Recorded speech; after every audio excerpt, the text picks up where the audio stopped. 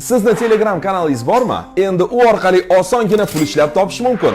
Agar obunachilaringiz soni 2000 ta va undan yuqori bo'ladigan bo'lsa, Yandex Uzbekistan bilan hamkorlik qilib daromad ko'rish mumkin. Shaxsan o'zim Yandexning monetizatsiya tizimini sinovdan o'tkazganim uchun aytyapman. Yandex Advertising Network'da ro'yxatdan o'tdim, keyin esa Telegram kanalimga botni qo'shib, unga postlarni joylash uchun, ya'ni reklamalarni joylash uchun ruxsat berdim.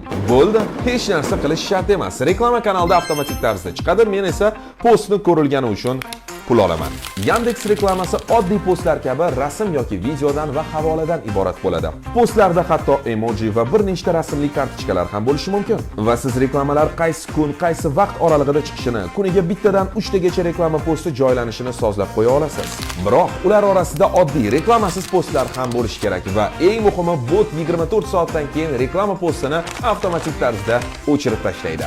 Yana bir muhim jihati, siz boshqa reklama beruvchilarning postlarini to'g'ridan to'g'ri bemalol joylayverasiz. Shunday ekan, qo'shimcha daromad hech kimga hech qachon zarar qilmaydi. Lekin qiziq, Yandex bilan qancha pul topish mumkin ekan? Test endigina boshlanganligi uchun hali noma'lum. Biroq bilishimcha, xorijda atiga 13 mingtagina obunachiga ega Telegram kanal oyiga $1300 daromad keltirayotganmish. Ishonmaysizmi? Unda albatta sinab ko'ring. Batafsil izohda yozib qoldiraman.